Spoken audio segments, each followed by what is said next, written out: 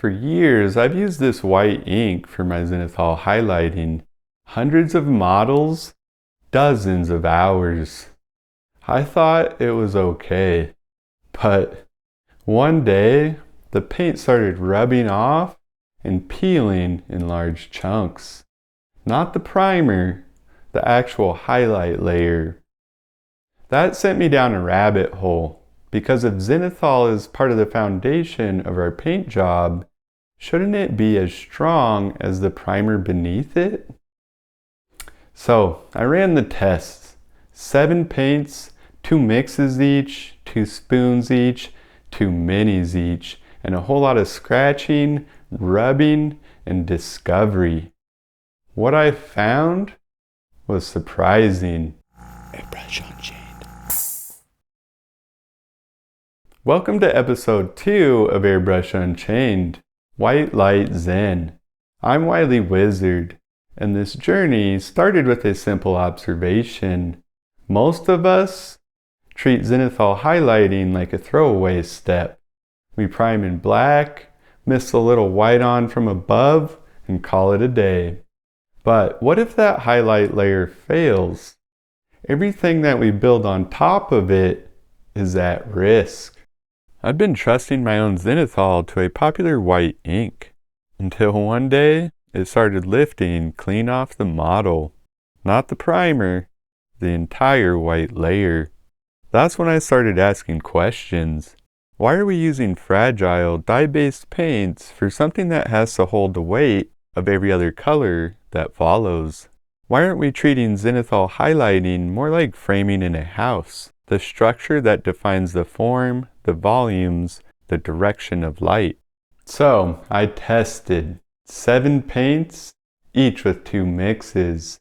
Not just for how they looked, but for how they flowed, how they failed, and how they held up under pressure. This isn't a ranking, it's a reckoning. Zenithal highlighting is usually the first real airbrushing technique people try after priming. You spray black primer, then mist white from above to simulate natural light from a zenith or apex position relative to the mini. Think sunlight from directly overhead. It's fast, forgiving, and it sets the tone for your whole paint job. The problem is, most people stop at the visual trick. They want contrast, but ignore how that white paint actually behaves. A good Zenithal needs 3 things: contrast, smooth gradients, and a surface that won't flake or fuzz when you touch it. Because if it's grainy or fragile, every transparent layer that follows will just amplify the flaws. I've primed over 100 models this way, and the difference between a strong Zenithal and a bad one is immediately obvious. One draws the eye, the other falls flat. That's why this test matters. I'm not diving into technique today, that'll be coming soon. But I am showing you which paints will set you up for success, whether you're layering, glazing, weathering, or even just erasing your highlights in the final stage. The primer is our foundation, but the Zenithal, that's the framing. It defines the shape. But if the framing comes down, everything else comes down with it. Pro Acryl, our commoner, our control variable. A fan favorite for brushwork, praised for its coverage and flow. But in an airbrush, you're on a whole different pilgrimage. This is the Zenithal that most folks end up with when they first try to go beyond the rattle can. And that's exactly why it earns the starting spot. I mixed up 2 brews. Mix 1 was 3 parts Vallejo airbrush thinner and flow improver to 1 part paint. Mix 2 was a 4:1 ratio of Createx 4011 and 4021 to paint. I used the Iwata Eclipse HPCS at 25 psi, a common setup and a solid test for how forgiving a paint really is. Both mixes laid down a fairly grainy finish, especially at the misting edge. Midtones built up unevenly and feathering left speckles, like salt on chocolate. Opacity was solid in the central blast, but finesse was lacking. Trying to gently dust the deep shadows for the next layer grab? Forget about it. This stuff behaves more like a shotgun than a scalpel. On the minis, the story was the same. It covered well, but felt like overpainting, which is, well, not exactly what we're trying to accomplish here. Quite the opposite. Where I usually like to sneak a touch of light across the deeper recesses to not have true black surfaces, Pro Acryl didn't want to play. It either blasted too hard or refused to spray. Not a whole lot to work with betwixt the two. After a 48-hour cure, I put both mixes through the gauntlet. Vallejo held up to the fingernail, just like our primer showdown. The Createx didn't fare as well, showing clear disruption. Vigorously rubbing the spoon removed some of the dusting, but didn't remove too much paint. Both mixes struggled against water and white spirits. I've inferred that the matte additives are easily pulled from the surface with a cotton bud. The small little cotton fibers probably catch on to those little pieces of grit and strips them from the surface. The results weren't catastrophic, but they didn't scream confidence either. It might survive our painting process, but layer on layer resilience? Don't count on it. Looking at the results for a paint, each spoon has both mixes sprayed on it. The side of the spoon corresponds with the mix on the screen. Pro Acryl is like the commoner who gets caught up in a prophecy. It's not made for this quest, but it tags along anyway. A reminder of where our skills are and where they're headed. Good opacity, decent durability, but finicky and loud. Rowney FW acrylic ink, a longtime staple in my kit and a favorite among pros for Zenithals. It's an ink, which means it's already halfway to the finish line in terms of consistency, but sometimes that finish line's built on sand. For this test and the remaining test, I switched up to a Harder & Steenbeck Infinity 2024 and a Wada Custom Micron CMB. Switching over to these airbrushes is going to give us the smoothest results possible. With this paint, mix 1 was a ratio of 2.5 to 1 of airbrush thinner and flow improver to paint. Mix 2 was a mix of 3 parts Createx 4011-4021 to 1 part paint. These ratios kept it flowing without being soup.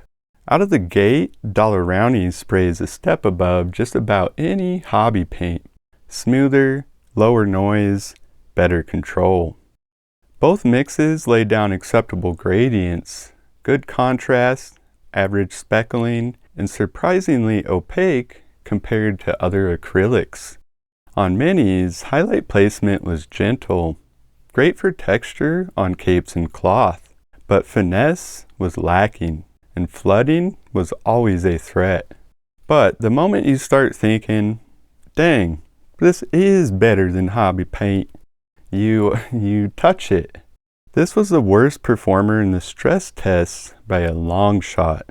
A fingernail scraped it away effortlessly. A full rub down, you'd lose all of this paint in like a minute. Soft gradients, brittle truth. Both the water and mineral spirits remove the ink, more pronounced than the wider, more opaque areas. There's probably not enough medium in it to hold it all down. It's that classic ink problem, especially when over-thinned. The layer becomes too delicate to hold the paint above it.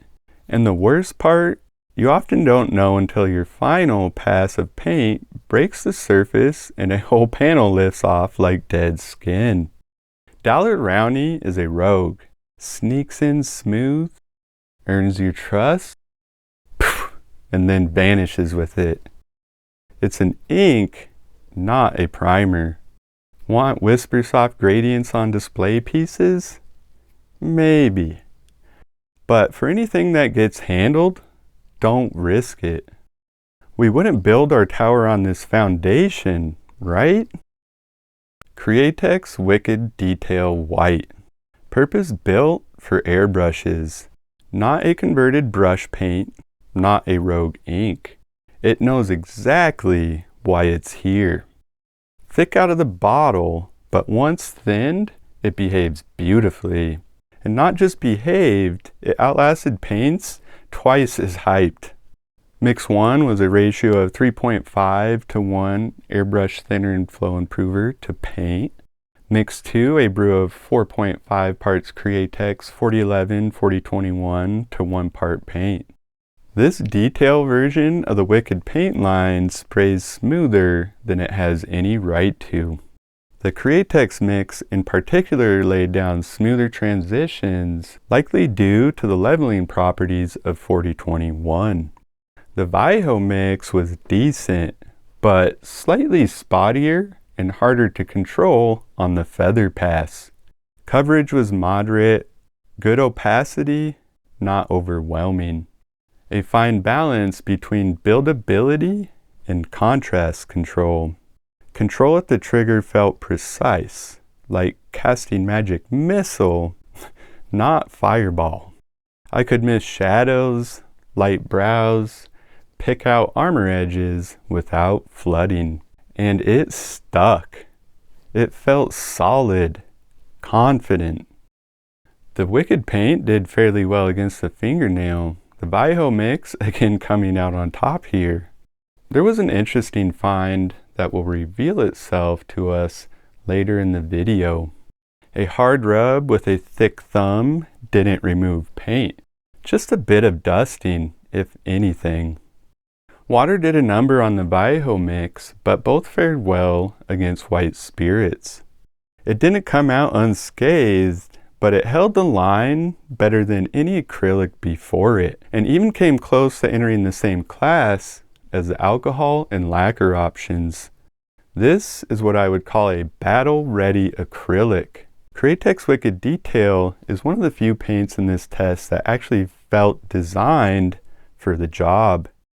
It takes some thinning, but once dialed in, it sprays clean, lays soft gradients, and holds up to real handling. Not flashy, not fragile, just solid. The mix with the Createx reducers had the smoothest spray and better durability than mix 1. This paint clearly likes its own chemistry. Atom by Ammo. A paint line born in drama, public feuds, business fallouts, and plenty of whispers. But forget all that. We're here to see how it sprays.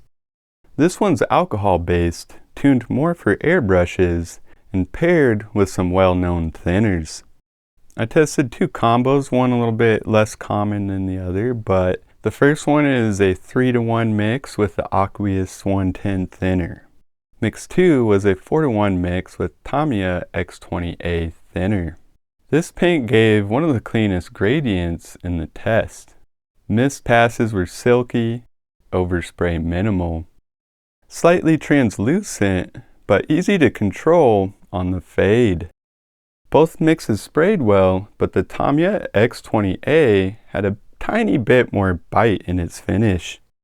It delivered dramatic contrast, strong highs, preserved shadows, and no chalky halo. Even textured minis held detail. Time investment required, but worth it. Honestly, it felt great to spray. Our takeaway here, pair it with a good alcohol reducer and it works great out of an airbrush. If you thin it with water, which you can do, the results are subpar. However, after curing, both mixes showed weakness under pressure. This paint did the poorest in the durability test compared to all the other non-water based paints. The fingernail was able to get through a few layers. Atom did almost as bad as the ink did on the rubbing test. Visible patches of primer left exposed on both sides of the spoon. This paint held up against water better than any other abuse I directed upon it. It didn't bring the same energy for white spirits, I'm afraid. That matte finish is the culprit. It's smooth to the eye, but soft to the touch. And like all matte paints, it tends to dust off under friction. Adam feels carefully engineered, but just shy of greatness. Easy to spray, delivers gorgeous gradients, just not built for wear. Great for controlled use, but not our first layer of war paint. Welcome to Gundam territory.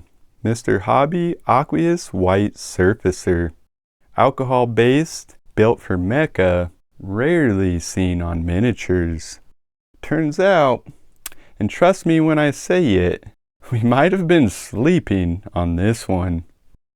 A little bottle of quiet excellence. I use the same mixes that I used for the Adam paint, which was a 3:1 mix with the Aqueous 110 thinner, and a 4:1 mix with the Tamiya X20A thinner. Despite the name, this surfacer didn't blast. Gradients? Soft as snowfall. Mist passes? Clean and controlled. Grain? Nearly none. Pure finesse. Opacity lean moderate. You'll need a few passes for full contrast, but that gives you more room to play with transitions. On the minis, it shined. No crust, no pooling, no tip dry. Just crisp contrast right where it counts. One of the few paints where feathering shadows felt easy, like we could finally relax at the trigger. It gave me the control I chase with lacquer, but without the unhealthy chaos. After curing, this thing aced every test. AIRBRUSH UNCHAINED. My fingernail got hot trying to scrape the paint. I'd given myself blisters before any rubbing disrupted the surface. The liquids did very minimal damage to the paint, generally only removing a bit of dusting. If you're planning a full workflow on top of your Zenithal, this stuff won't quit. I was honestly expecting a mid-tier result here, but it ended up near the top of the pile. The only catch? Less opacity. You have to work a little harder to hit those bright pops. But in return, you get maximum durability and flow. It's not the flashiest, but it's the one we'd trust to carry a full project.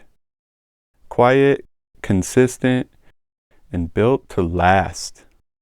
It gives smooth gradients, durable results, zero drama. If you've got a steady hand and a little patience, could be our new go-to. C'est la vie, Dalla Rowney. Mix 2 with the Tamiya X20A sprayed slightly smoother than Mix 1, but both held up well in durability. Either mix is a safe bet here. Next up, Tamiya Lacquer Flat White. A modeling legend, lacquered bite expected, but it glides in like fog on glass. Gentle, elusive, hard to pin down. With the lacquer paints, we use two different mixes. The first is an Eco Lacquer Thinner, which I cover in my Cleaning Your Airbrush After Using Lacquer Paint video. The second mix is a classic Mr. Leveling Thinner.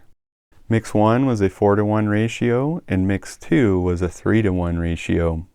The Eco Lacquer Thinner gave a bit more durability, while the Mr. Leveling Thinner brought the silky glide. It produced one of the smoothest sprays in the test. No speckling, no tip dry, no fuss. But opacity faltered. Building contrast took care.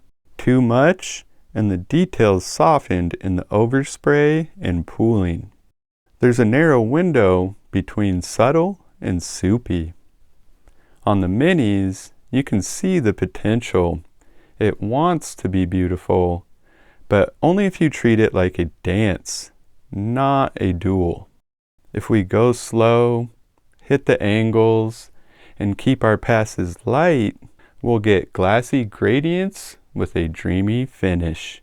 But if you chase the opacity too hard, you'll lose it. Overspray builds fast. Details vanish. This is our Zenithal, if patience is part of your craft. This paint was the second most durable in testing, showing very little damage from the fingernail. There was no notable dusting left on the surface that rubbing could remove. The paint was also not noticeably harmed by the cotton bud and solutions. The Eco lacquer thinner was tougher, but gave up some of that silky glide. Trade-offs, as always. Tamiya lacquer is a paradox. Its strength is in how it holds up whether it's 1 layer or 10, not how much contrast 1 layer provides.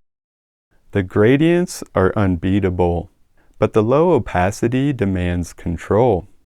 Tamiya lacquer is neck and neck with Aqueous in durability, so if you're painting showcase pieces, this could be your muse. But if we're banging out tabletop batches, this one might hold us back. Tamiya lacquer isn't loud, but it lingers. If precision's your game, it's worth courting. As mentioned previously, the Eco lacquer thinner was a bit tougher, but less refined. Okay, last up, Mr. Hobby Finishing Surfacer White. Lacquer cousin to our go-to black. I've used the black version for years, but this one brought some surprises. Again, the two blends were 4:1 with the Eco lacquer thinner and 3:1 with the Mr. leveling thinner. The Mr. Finishing Surfacer comes out of the bottle a bit thicker than Aqueous. It sprayed with confidence, but the grain showed, especially next to Aqueous or Tamiya. More brute force than finesse, but solid coverage. We don't need many passes to hit our white point. Solid, but muted. Great for batches, not filigree. Here's where it stumbled. The fingernail scraping and rubbing action didn't manage to remove any dusting from the spoon. However, this paint did poor against the cotton bud compared to the other non-water based paints. Despite its opacity and thickness, the matte finish seemed to weaken the top layer. Probably due to the fine particulate, might be more filler or grit than the Aqueous version. This paint's a strong pick if we're priming in white, but it's not quite the pinnacle of highlighting paints. If you love the black version, you might expect this to be the final answer. But compared to Aqueous, it's just not as refined. Still useful, still tough, just not the alchemist brew I'd hope for. Similar to the Tamiya lacquer paint, the Eco lacquer thinner came out slightly more durable. And again, the Mr. leveling thinner sprayed smoother, but dusted off easier. So what did we learn? Hobby paint might work in an airbrush, but it's really not built for it. And while inks might seem ideal because of their thin consistency, most of them lack the binders needed to stay on the model. That's why they flake, rub off, or lift, especially during weathering or handling. Createx Wicked turned out to be the most durable acrylic of the bunch, and it actually felt designed for airbrush use. But when it comes to overall performance, the alcohol-based and lacquer-based paints pulled ahead. Aqueous Surfacer and Tamiya lacquer were the most durable overall. Both required a few extra passes to build brightness, but the payoff was rock solid. Mr. Finishing Surfacer was more opaque from the start and held up well, though not quite as well as the other two. And honestly, I didn't love it at first. But after staring at the minis on my desk for a while, I really started to appreciate it. The brightness, the subtle hue, it grew on me. There's something to be said about how paint feels on a model, days after it's been sprayed. Airbrush Unchained. And interestingly, a few paints got stronger after curing for 96 hours. I'll show you that second set of spoons now because yeah, it made a difference. So for now, if you're looking for a pick, Createx Wicked for durable acrylic, Aqueous surfacer for the strongest alcohol based, Tamiya lacquer for durability and the smoothest gradients, and a good contender for opacity, Mr. Finishing Surfacer. Just remember, even the best paint won't fix bad technique. I ran these tests to find out what worked for me, but what works best for you might be different. Look at your tools, your workflow, and your goals. The right white paint is what fits your process and survives your pressure. And if you mangled your Zenithal, don't worry, I got you. The next 2 episodes in the series will show you how to refine and fix any issues you created.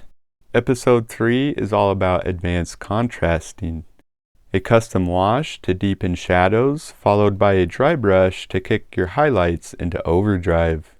Here's one of the models I've already run through the full process, and yeah, I almost don't want to paint over it. So, stick around. The path doesn't end at Zenithal, it starts there. Whether you know me as Zenithal Greymane, the Wily Wizard, or Night Owl Forge, you can always count on me to do the hard work digging up discoveries and sharing them with you. Until next time, keep reflecting, keep actualizing, and stay inspired.